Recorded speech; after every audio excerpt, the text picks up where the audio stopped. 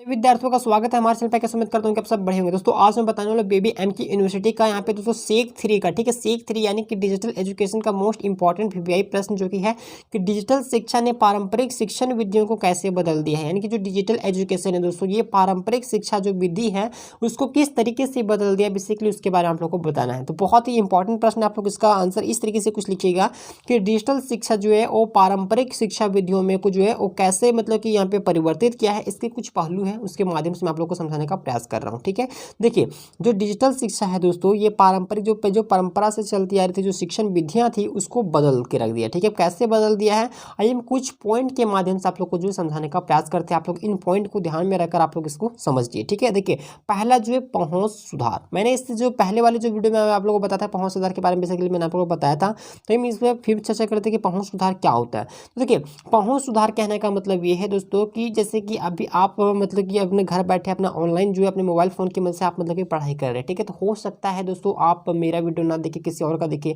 मतलब एक तरह से कह सकते हैं कि अलग अलग जगहों से आप जो है शिक्षा को ग्रहण कर सकते हैं। मतलब आपको किसी और का वीडियो अच्छा लग रहा है, किसी और का हो सकता है उसका अच्छा ना लगे, किसी और का अच्छा लग रहा हो। तो इस तरीके से जो आप अलग अलग जगहों से अलग अलग जगह से जो आप वहाँ से शिक्षा का ग्रहण कर सकते थे, ये किसके कारण संभव हो पा रहा, ये डिजिटल शिक्षा के कारण ही मतलब कि संभव हो पा रहा है। तो इसको हम बोलेंगे पहुँच सुधार। यानी कि जब शिक्षा का जब पहुँच था वहाँ तक, जब डिजिटल शिक्षा आया तभी ना आप वहाँ तक पहुँच पाए, और तभी ना आप अलग अलग जगहों से जो घर बैठे आप वहाँ से मतलब कि ऑनलाइन जानकारी जो आप अपने हासिल कर पा रहे हो। ठीक है, तो इसका आप आंसर कुछ इस तरीके से लिखिएगा कि डिजिटल शिक्षा ने जो है शिक्षा को दूरगामी बना दिया है। ठीक है, जिससे छात्र अपनी शिक्षा को कहीं भी और कभी भी जो है प्राप्त कर सकता है। ठीक है, हो सकता है आप कहीं घर पे हो, बाहर हो, कहीं भी, उससे कोई मायने नहीं रखता, आप ऑनलाइन कहीं से भी देख के आराम से पढ़ सकते हो।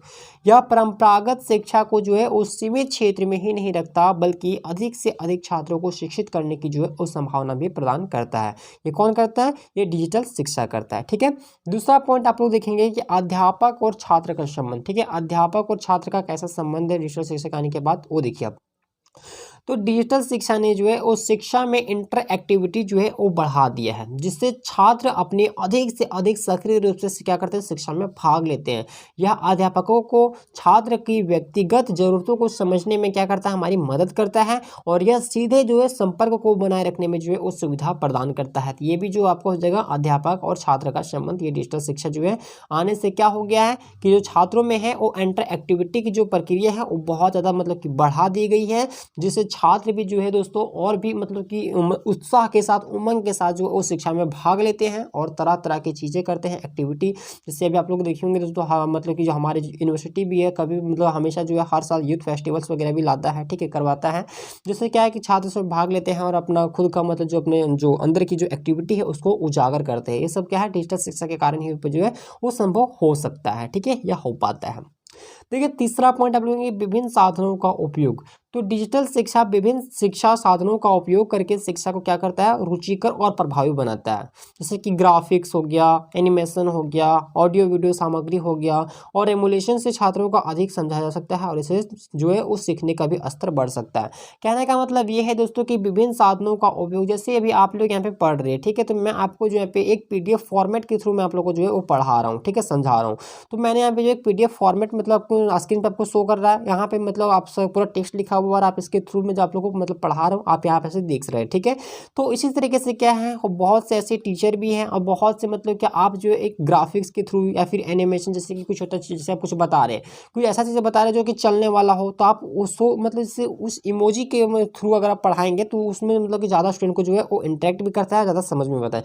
जैसे कि मान लीजिए मैं आपको एक एलिफेंट के बारे में बता रहा हूँ, ठीक है, हाथी के बारे में बता रहा हूँ, तो हाथी के बारे में सिर्फ बताऊंगा तो आपको उतना समझ नहीं आएगा, उतना मजा नहीं आएगा देखने में। लेकिन वही अगर आप स्क्रीन पे अगर हाथी का अगर यहाँ पे अगर चित्र शो हो तो आपको कुछ ज़्यादा ही और भी देखने में भी मजा आएगा, और उससे आपको जो है उस सीखने का आपका जो स्तर भी है वो भी और भी अधिक मतलब कि लेवल तक वो बढ़ेगा। तो यही है, विभिन्न साधनों का उपयोग करके भी जो है वो डिजिटल शिक्षा को जो है वो अधिक महत्वपूर्ण यहाँ पे जो है वो बनाया जा रहा है। ठीक है, आगे देखिए स्वयं शिक्षण। ठीक है, यानी कि जो डिजिटल शिक्षा का कारण क्या है कि विद्यार्थियों में जो है वो स्वयं शिक्षण यानी कि खुद से पढ़ने की जो है वो ज़्यादा मतलब कि उनके अंदर जो शक्ति है वो जागृत हो रही है। यानी कि डिजिटल शिक्षा ने क्या किया, छात्रों को स्वयं शिक्षण के लिए उत्साहित किया। ठीक है, यानी कि जैसे कि अभी बहुत ऐसे विद्यार्थी भी जो कि ऑनलाइन मतलब कि पढ़ रहे हैं, ऑफलाइन कोचिंग या फिर स्कूल मतलब ट्यूशन वगैरह तो नहीं कर पाते। बहुत ऐसे विद्यार्थी भी हैं जो मतलब उनके पास उतना बजट होता नहीं जो कि वो मतलब अच्छे से कोई कोचिंग वगैरह कर सके, तो वे क्या करते हैं कि ऑनलाइन खुद से पढ़ते हैं और खुद से मतलब कि सेल्फ स्टडी करके हुए मतलब कि आगे बढ़ने का पूरा प्रयास करते हैं। ठीक है, तो डिजिटल शिक्षा ने क्या किया, छात्रों को जो है स्वयं शिक्षण के लिए उत्साहित किया है और ऑनलाइन शिक्षा प्लेटफॉर्म और विभिन्न ऐसे ऐप्स के माध्यम से जो है छात्र जो है वो अनुसंधान करने की, सीखने की जो है उस शक्ति को हासिल कर सकते हैं। यानी कि आज दोस्तों आप देखेंगे कि तरह तरह का एप्लीकेशन बन चुका है जहाँ पे आपको जो है वो बहुत ही अच्छे तरीके से मतलब को सारा कुछ मिलता है। मेरा भी एक साइट है दोस्तों जो कि झारखंड वाला .com के नाम से है और एक JEKNews.in के नाम से। आप वहाँ पे जाते हैं, आपको वहाँ पे तरह तरह का चीज़ें मिलता है, लाइक मॉडल पेपर वगैरह हो गया, सिलेबस वगैरह हो गया, या फिर तो किसी भी तरह की परीक्षा से संबंधित कोई भी जानकारी हो या फिर वो इंपॉर्टेंट क्वेश्चन आंसर हो, आपको सारा का सारा आपको वेबसाइट पे मिल जाता है। तो आप लोग गूगल पे सर्च कीजिएगा, सिंपली सर्च कीजिएगा JEKNews.in या फिर दोस्तों झारखंड वाला .com लिख के भी आप वहाँ पे सर्च करके आप इसलिए वहाँ से प्राप्त कर सकते हो। ठीक है, पांचवा जो पॉइंट आप लोग लिखेंगे, समृद्धि करने वाली शिक्षा। ठीक है, तो डिजिटल शिक्षा ने छात्रों को आधुनिक तकनीकी कौशलों का सीधा अभ्यास करने का मौका प्रदान किया है, जिससे उन्हें आगे बढ़ने के लिए जो वो तैयार किया जा सकता है। तो इस प्रकार जो है वो डिजिटल शिक्षा ने वो पारंपरिक शिक्षा को सुधार करके जो है शिक्षा को जो है वो अधिक से अधिक सुविधाजनक, सकारात्मक और यथासंभव जो है वो स्थिति के अनुसार जो इसको अनुकूलित बना दिया गया है। यानी कि जो पहले परंपरा से जो शिक्षा चलता आ रहा था उसमें मतलब चेंजेस करके उससे भी और भी अधिक जो है सुविधाजनक और मतलब कि सकारात्मक प्रभाव के साथ जो इसको बना दिया गया, ताकि विद्यार्थी जो अच्छे तरीके से अपने घर पे आराम से बैठ के पढ़ सके। ठीक है, तो उम्मीद करते हैं दोस्तों कि आपको यह वीडियो पसंद आया। वीडियो को लाइक कीजिएगा, अगर आप चैनल पे अगर नए आएंगे चैनल को सब्सक्राइब के साथ बेल आइकन को प्रेस कीजिएगा।